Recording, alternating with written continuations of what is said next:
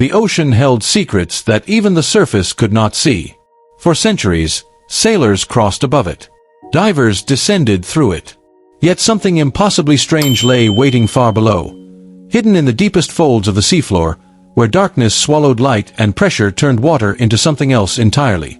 They were called brine pools, underwater lakes, bodies of water resting beneath the sea itself. At first glance, the idea seemed impossible. Water within water, a lake on the ocean floor. But those who had seen them spoke carefully, choosing their words with precision, as if language itself struggled to capture what their eyes had witnessed. The first expeditions stumbled upon them by accident.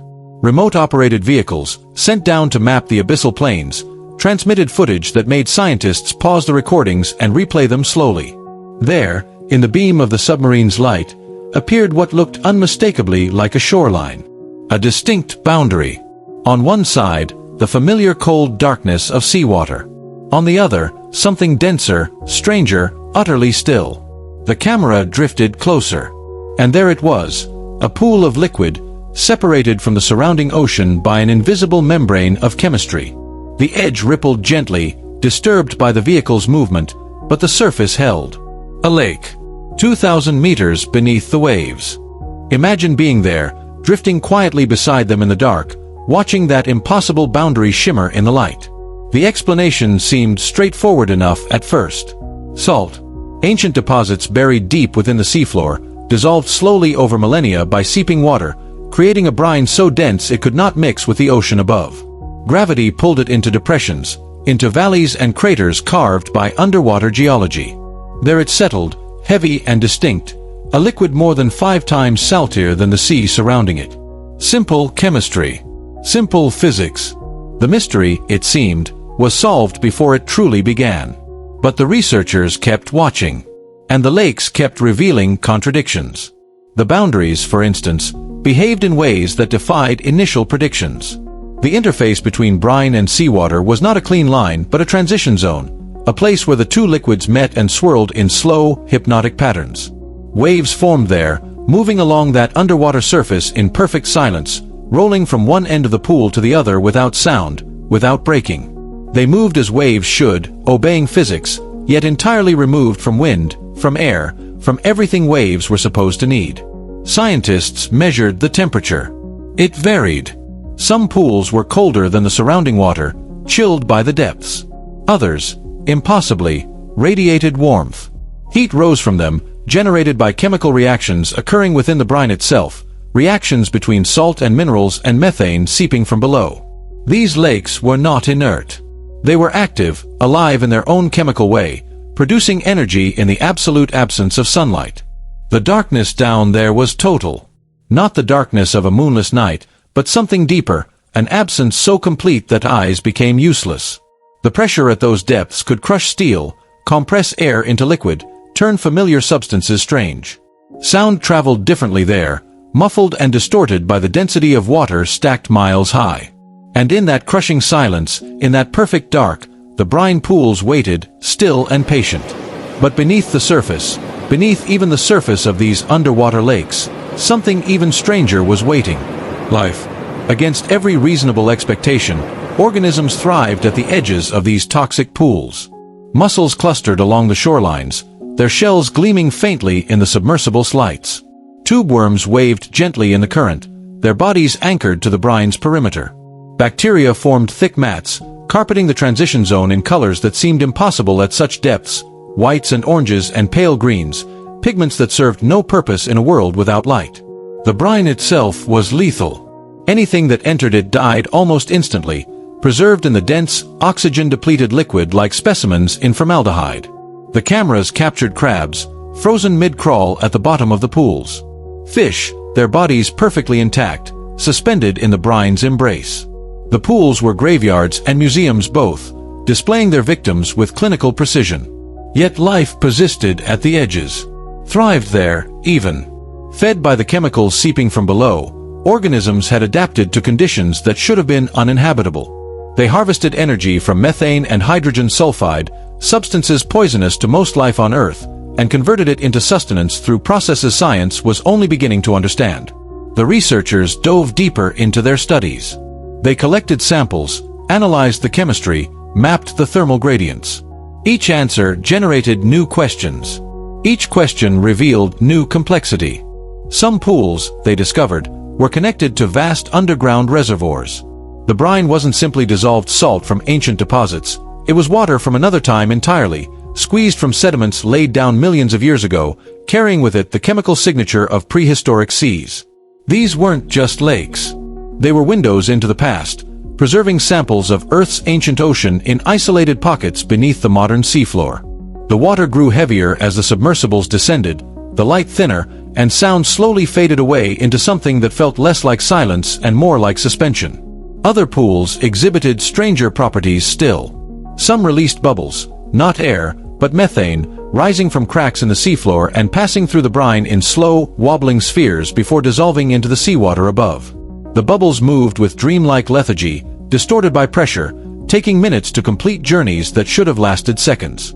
In certain locations, multiple pools existed in proximity, each with slightly different chemistry, different salinity, different temperature. They sat beside one another like neighbors, separated by thin walls of normal seawater, yet never mixing, each maintaining its distinct character despite their closeness.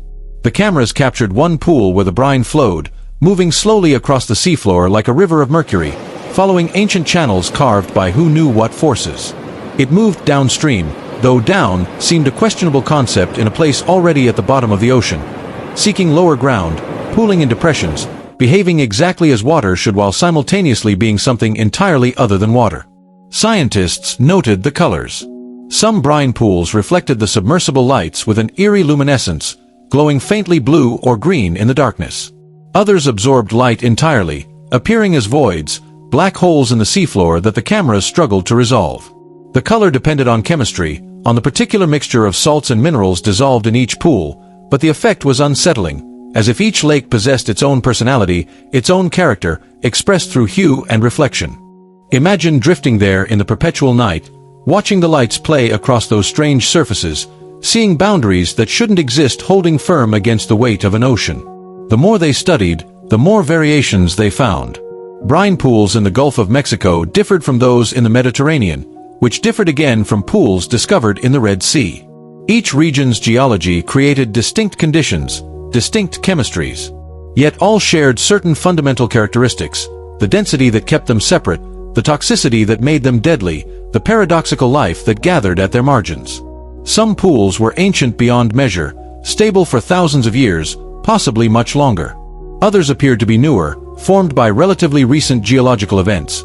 Underwater landslides that exposed buried salt, tectonic shifts that opened new channels for brine to flow. The ocean floor, it turned out, was not static but dynamic, constantly reshaping itself in slow geological time, creating and destroying these underwater lakes in cycles measured in millennia. The question that lingered, that researchers returned to again and again, was not merely how these lakes formed. The chemistry was understood, the physics documented. The question was deeper than mechanism. Why did they persist? What prevented them from eventually mixing, from diffusing into the surrounding ocean until their distinctness disappeared? The answer involved viscosity and density and the particular ways molecules interact under extreme pressure, but those explanations felt incomplete, like describing a painting by listing its chemical compounds while ignoring the image those compounds created. The darkness pressed closer. The pressure mounted. And somewhere in the depths, another pool waited, perhaps many pools, in places no camera had yet reached. The researchers found themselves wondering about scale. If brine pools existed in the locations they'd searched, how many more lay undiscovered? The ocean floor stretched vast and largely unexplored. More than 70% of Earth's surface, mostly unmapped in any meaningful detail. Every expedition revealed new pools, new variations, new mysteries. Some scientists began to speculate about the implications for life beyond Earth. If organisms could thrive in the toxic boundary zones of brine pools, adapting to conditions that seemed fundamentally hostile to biology, what did that suggest about the possibilities for life in even stranger environments? The icy moons of Jupiter and Saturn were thought to harbor subsurface oceans, potentially with their own strange chemistry, their own extreme conditions. The brine pools became, in some sense, laboratories for studying alien possibilities here on Earth. But those were thoughts for daylight, for well-lit laboratories and academic conferences. Down in the depths, where the pools themselves existed, such considerations felt distant, abstract. What mattered there was the immediate reality, the weight of water, the cold, the dark, the slow movement of currents that had never felt sunlight. The submersible lights created temporary islands of visibility in an ocean of black. When they switched off, which they sometimes did, to conserve power or to test instruments, the darkness returned instantly, completely, as if light had never existed. In those moments, the crews reported a strange sensation, not quite vertigo but something similar, a loss of reference, a floating feeling that made it difficult to distinguish between the submersible's movement and their own perception. And in that darkness, the brine pools continued their quiet existence, following laws that were both familiar and strange, behaving exactly as they should while simultaneously defying the simple expectation that water within water made no sense. The strangest discovery came late in one expedition, in a pool deeper than most others studied. The instruments detected something unusual in the brine's composition, traces of organic compounds, complex molecules that seemed out of place in such an extreme environment. Analysis suggested they were very old, possibly remnants of ancient organisms, preserved in the brine's sterile embrace. But some of the molecules showed signs of recent modification, as if something had altered them recently, or they had altered themselves through slow chemical processes still active in the pool. The distinction mattered, but the data couldn't resolve it conclusively. The question remained open, hovering like the submersible itself, suspended between certainty and mystery. As the expeditions continued, as more pools were documented and analyzed, a pattern emerged, or perhaps it would be more accurate to say a lack of pattern became apparent. Each pool was unique, similar in general character, but distinct in specific detail. No two were exactly alike. The ocean had created them through similar processes, yet each expressed its own variation on the theme. The scientists wrote their papers, compiled their data, presented their findings. The mechanisms were mapped, the chemistry quantified, the biology catalogued. And yet, reading those reports, one sensed something remaining just beyond the reach of complete explanation. Not a failure of science, but an acknowledgement that reality often exceeded our categories, our frameworks, our need to fully explain. Perhaps the real mystery was not why these lakes existed beneath the ocean, nor how they maintained their impossible boundaries against the weight of the sea. Perhaps it was simply this, that even in a place humans had theoretically explained, measured, and documented, strangeness persisted.